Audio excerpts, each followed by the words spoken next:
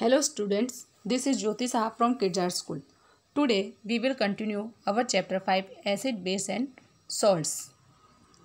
जो previous video था उसमें मैंने लिटमस पेपर की बात की थी. अब जो हमारा न्यू इंडिकेटर है वो है turmeric.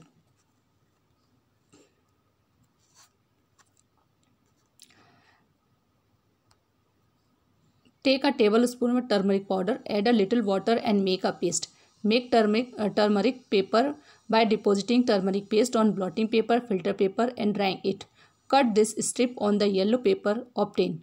Put a drop of soap solution on the strip of turmeric paper. What do you observe? Similarly, test the solution listed in table 5.3 and note down your observation. You may try solution of the other substance also. आपको क्या करना है students, आपको एक चम्मच हल्दी लेनी है, उसमें पानी की कुछ बूंदें डालनी है, उसका पेस्ट बनाना है. अब इस पेस्ट को आप फिल्टर पेपर पर या ब्लॉटिंग पेपर पर इसकी लेयर एक लगा देनी है और उसको सूखने देना है. फिर उसकी एक स्ट्रिप काट लेनी है. अब जो स्ट्रिप है आपकी वो एक इंडिकेटर की तरह काम करेगी. जैसे कि लिटमस की स्ट्रिप्स मिलती है उसी तरह आपकी ये टर्मरिक पेपर की जो स्ट्रिप है वो तैयार हो जाएगी, जो एक इंडिकेटर की तरह काम करती है. अब आपको क्या करना है, ये यहाँ पे ये सब्सटेंस दिए हैं उनके साथ आपको चेक करके देखना है कि आपकी जो टर्मरिक की जो स्ट्रिप है वो क्या कलर चेंज करती है इन सॉल्यूशन के साथ. जैसे कि यहाँ पे लेमन जूस है, अगर इसकी कुछ ड्रॉप्स में अगर टर्मरिक के सॉल्यूशन में डालती हूँ तो क्या कोई चेंज होगा? तो उसमें कोई चेंज नहीं होता है. इससे ये मालूम पड़ता है कि जो हमारा ये लेमन जूस है वो नॉट बेसिक है.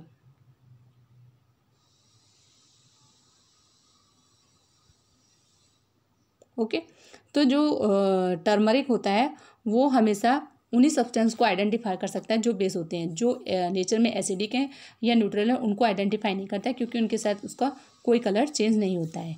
इसी तरह से अगर मैं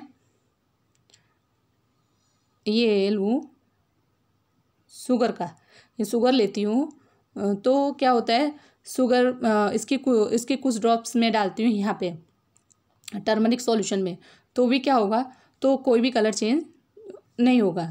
तो भी हमें ये मालूम पड़ता है कि जो हमारा सब्सटेंस है नॉट बेसिक है.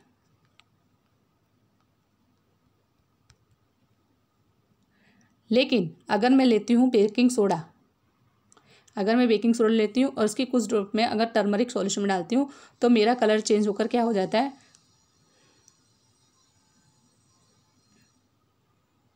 मेरा कलर चेंज होके रेड हो जाएगा,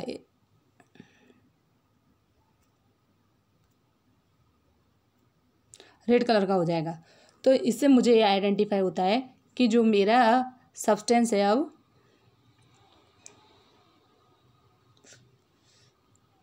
वो नेचर में अब बेसिक है.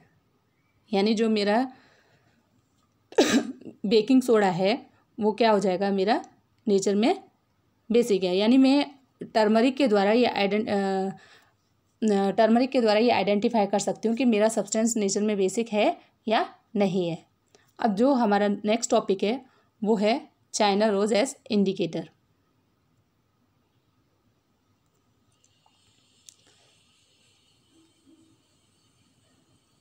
Collect some China rose guadal petals and place them in a beaker. Add some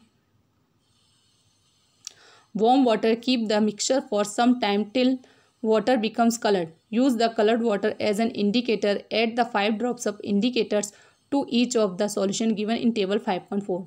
What is the effect of the indicators on the acid, basic and neutral solution? China rose indicator turns acidic solution to dark pink and basic solution to green. Demonstrate the effect of the three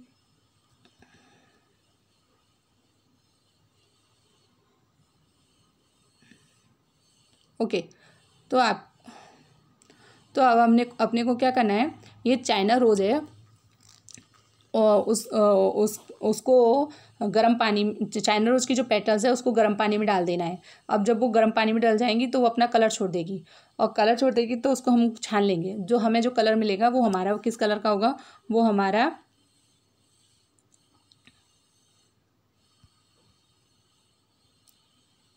red colour का होगा। वो हमारा जो colour होगा वो क्या होगा, red होगा।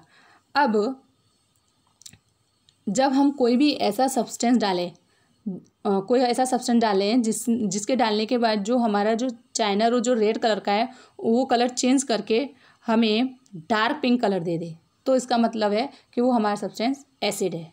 इसी तरह से अगर कोई हम ऐसा सब्सटेंस डाल रहे हैं जिससे कि हमारा जो डार्क रेड कलर है वो ग्रीन, वो किस में चेंज हो जाए, वो ग्रीन में चेंज हो जाए, तो हमारा सब्सटेंस क्या है, बेस है। और अगर हम ऐसा सब्सटेंस डालें जिससे उसके कलर में कोई चेंज ना हो, कलर में चेंज ही ना हो, तो इससे इसका मतलब ये है कि वो हमारा सब्सटेंस न्यूट्रल है। तो यानी हम चाइना रोज के द्वारा हमें ये मालूम पड़ जाता है, चाइना रोज जो इंडिकेटर है उससे हमें ये मालूम पड़ जाता है कि हमारा सब्सटेंस नेचर में एसिड है कि बेस है कि न्यूट्रल है। ये जो टेबल दी है आपको 5.4, इसमें आपको ये जो सॉल्यूशन, इसके जो सब्सटेंस है उनको टेस्ट करके देखना है।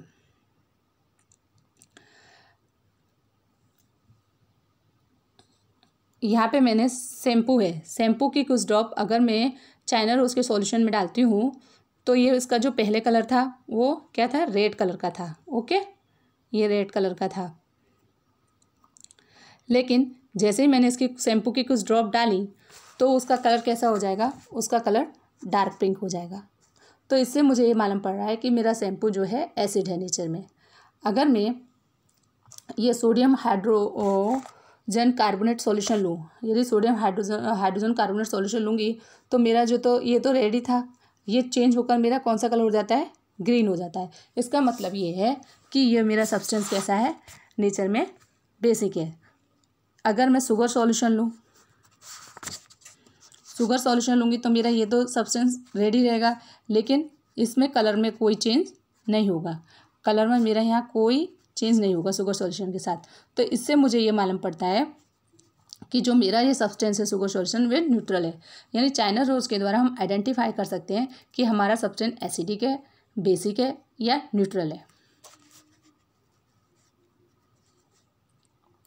Activity 5.4, the teacher is requested to get the dilute solution of the following chemicals from her school laboratory or from a nearby school: hydrochloric acid, sulfuric acid, nitric acid, acetic acid, sodium hydroxide, ammonium hydroxide, calcium hydroxide, lime water, or demonstrate the effect of the three indicator on each of these solution, or record your observation table 5.5। तो हमको क्या करना है कि कुछ ऐसे acid लेने हैं और उनका टेस्ट करना है कि वो उनका नेचर कैसा है। जैसे कि यहाँ पे ये है मेरा डाइल्यूट HCl है, इसकी कुछ ड्रॉप को अगर मैं ब्लू लिटमस पे डालूंगी, ये मैंने दिया हुआ है, ब्लू लिटमस पे डालूंगी तो उसका कलर कैसा हो जाएगा, रेड हो जाएगा। तो इससे मुझे मालूम पड़ता है कि ये मेरा जो है सब्सटेंस है, जो केमिकल है वो एसिड है। इसी तरह से अगर मैंने डाइल्यूट सल्फ्यूरिक एसिड लिया है और उसको मैंने अगर ब्लू लिटमस पे डाला तो वो रेड में चेंज हो जाएगा, तो भी मुझे मालूम पड़ेगा मेरा जो ये सब्सटेंस है वो एसिड है। लेकिन जब मैंने डाइल्यूट सोडियम हाइड्रोक्साइड लिया और उसके कुछ ड्रॉप्स मैंने रेड लिटमस पे डाली तो वो ब्लू में चेंज हो गई। इसका मतलब मुझे ये मालूम हुआ कि जो मेरा केमिकल है वो नेचर में बेसिक है। इसी तरह से मुझे ये सारे जो सॉल्यूशन थे जो एसिड और बेस थे इनको मुझे टर्मरिक पेपर से भी टेस्ट कर सकती हूँ मैं।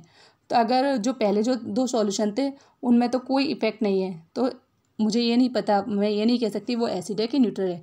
लेकिन नीचे वाला सॉल्यूशन है वो रेड कलर दे देता है, तो मुझे ये मालूम पड़ जाता है कि मेरा ये जो केमिकल है वो रेड कलर का है। इसी तरह से मैंने चाइना रोज का जो सॉल्यूशन बनाया था उसके साथ किया है इसका टेस्ट।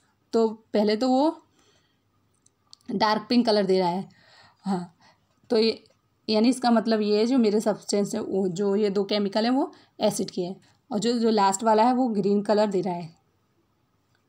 तो उससे मुझे ये मालूम हुआ कि जो मेरा ये केमिकल है वो नेचर में बेसिक है। तो हम इन इंडिकेटर्स के द्वारा पता लगा सकते हैं कि हमारा जो सब्सटेंस है वो उसका नेचर कैसा है। अब यहाँ पे जो क्या दिया हुआ है, are you familiar with the term acid rain? Have you ever heard about damage effect of the acid rain, as the same indicates the rains containing excess of acid in called an acid rain. Where do these acid comes from? The rain becomes acidic because carbon dioxide, sulfur dioxide and nitrogen dioxide, which are released into the air as pollutants, dissolve in air drops to form carbonic acid, sulfuric acid and nitric acid respectively. Acid rain can cause damage of buildings, historical monuments, plants and animals. Student, आपने acid rain के बारे में तो सुना होगा। अब ये कैसे बनती है? तो जो हमारे एटमॉस्फेयर में जो पॉल्यूशन हो रहा है तो उसमें से बहुत सारी गैसेस जो होती हैं कम बाहर आती हैं जो कि हमारे एटमॉस्फेयर को ख़राब करती हैं, जैसे कि कार्बन डाइऑक्साइड है, सल्फर डाइऑक्साइड है, नाइट्रोजन डाइऑक्साइड, ये हमारे एटमॉस्फेयर में प्रेजेंट है। जब रेन होती है तो ये गैसेज जो हैं उस रेन के साथ केमिकल रिएक्शन कर लेती हैं और बहुत सारे तो ये जो रिएक्शन करके कार्बोनिक एसिड और सल्फ्यूरिक एसिड और नाइट्रिक एसिड बना लेती है। अब जो रेन जो आ रही होती है वो पानी ना होकर उसमें एसिड होता है, इसलिए इस तरह की रेन को हम एसिडिक रेन कहते हैं। और ये रेन जो एसिडिक रेन है हमारे बिल्डिंग्स को, हमारे मॉन्यूमेंट्स को डिस्ट्रॉय कर सकती है, हमारे प्लांट्स और एनिमल उन सबको डिस्ट्रॉय कर सकती हैं। तो स्टूडेंट, यहाँ पे जो हमारा जो नेचुरल इंडिकेटर्स है वो टॉपिक हम यहाँ पे कंप्लीट हुआ। नेक्स्ट टॉपिक जो हमारा है न्यूट्रलाइजेशन, ये जो न्यूट्रलाइजेशन टॉपिक है उसको हम नेक्स्ट वीडियो में डिस्कस करेंगे। Okay, thank you, bye.